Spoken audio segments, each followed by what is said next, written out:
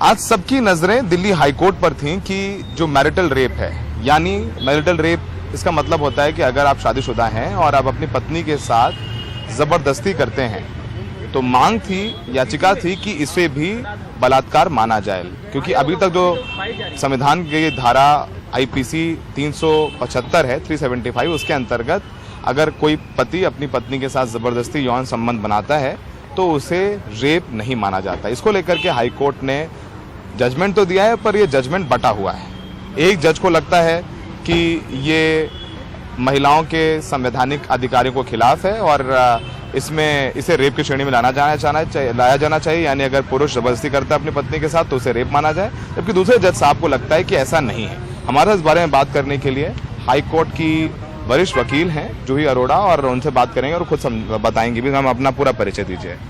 Sir, मैं advocate जूही अरोड़ा हूँ, DHC panel से एचसी का पैनल काउंसिल हूँ हाईकोर्ट में, और मैं एनसीटी ऑफ दिल्ली डीडीआरएस की एक ट्रेंड मीडिएटर हूँ। मैम, आज क्या हुआ कोर्ट में, पहले हमारे दर्शकों को वो बताइए। सर देखिए, बहुत ही दिनों से हमें इंतजार था इस जजमेंट का, जो कि कहा गया है कि अब स्प्लिट जजमेंट है।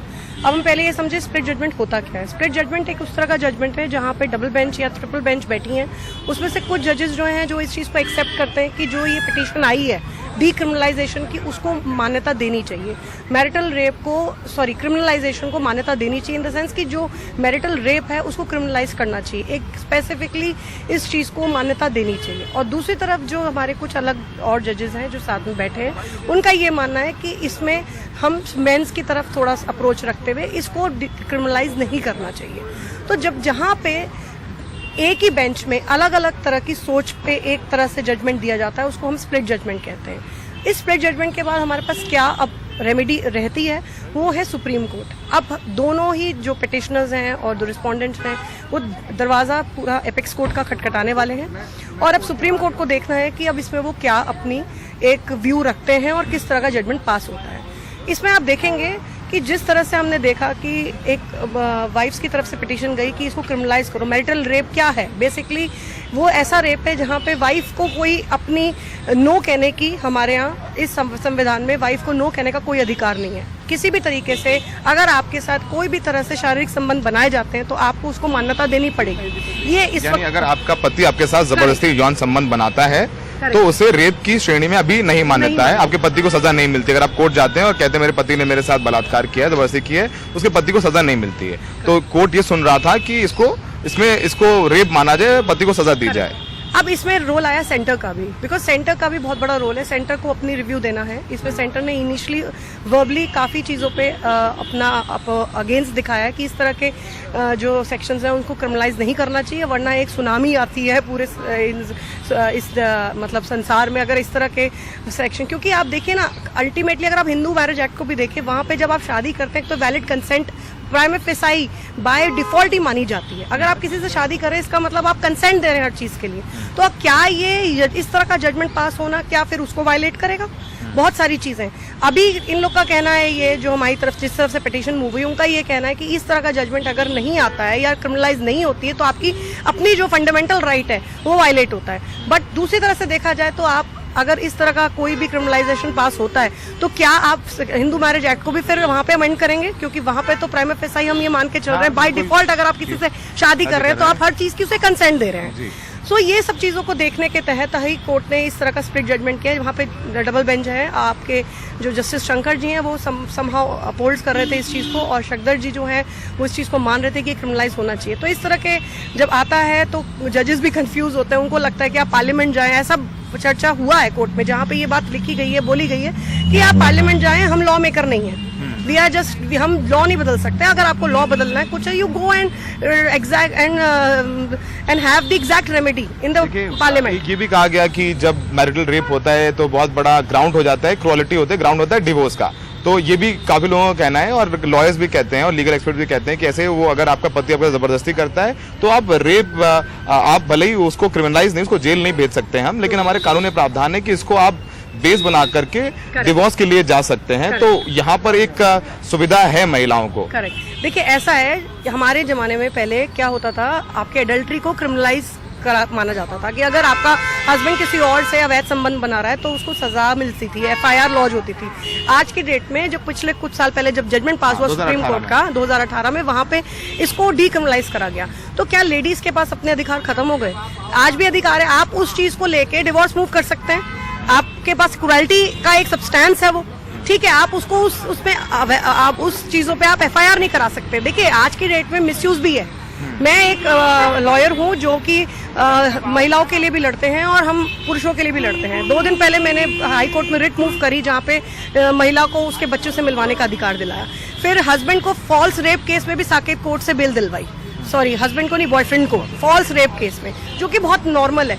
तो ये हम इस युग में है जहाँ पे डावरी का और डोमेस्टिक वायलेंस का भी एक्ट का मिसयूज होता है, बहुत ज्यादा मिसयूज है और बहुत ज्यादा जरूरत भी है। मैं ये नहीं कहती, फिर भी हम इस एरा में नहीं है जहाँ पे हमें इन लॉज की जरूरत नहीं है।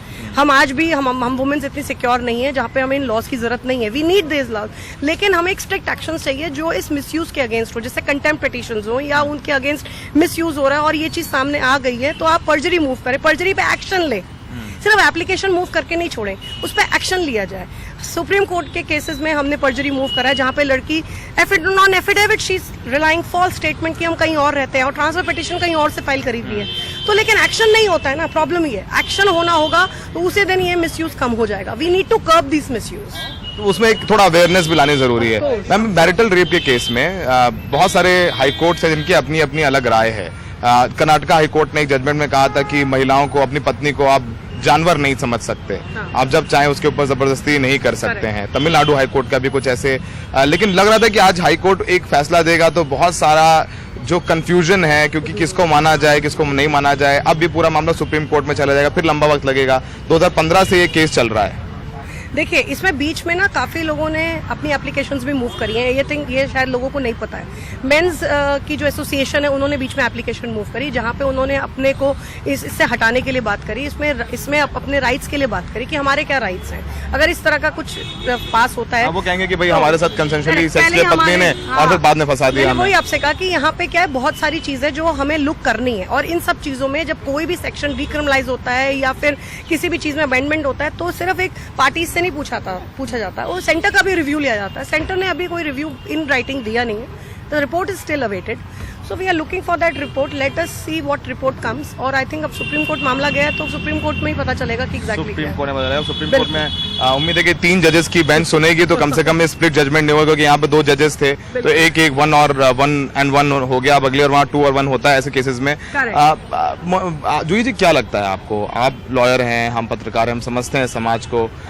ये जो मैरिटल रेप है इसका डिबेट बहुत सारे देशों में, क्योंकि हमारे यहाँ जो लॉ है वो अंग्रेजों के जमाने का है, 19वीं सदी का ये लॉ है और इसको अब लगता है कि चेंज करना चाहिए क्योंकि वक्त बदल गया, लोग बदल गए और समाज बदल गया। देखिए बिल्कुल, और आई थिंक इसीलिए शायद एक एक मुहिम करके और एक एक कदम पे कदम हम लोग चल भी रहे हैं।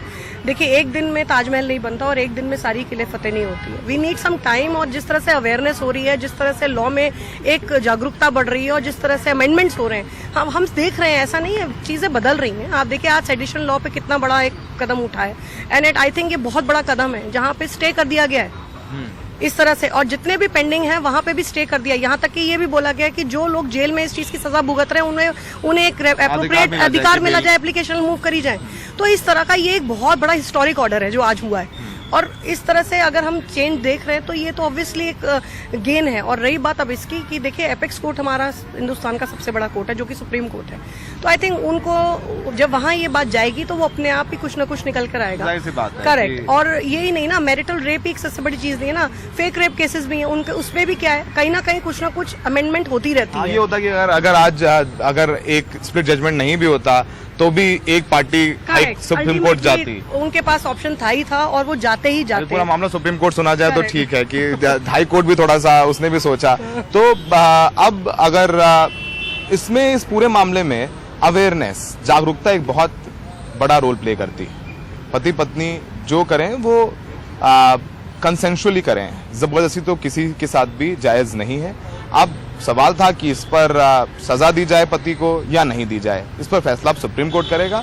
सुप्रीम कोर्ट से जो फैसला आएगा वो सबको मान्य होगा, तो सबकी नजरें अब हाई कोर्ट के बाद सुप्रीम कोर्ट में है। आज 2 जजेस थे, दोनों का अलग अलग मत था, तो यानी कोई फैसला इसको लेकर के नहीं हो पाया। सहयोगी संजय कौशिक के साथ हाई कोर्ट से सौरभ शुक्ला, NDTV इंडिया।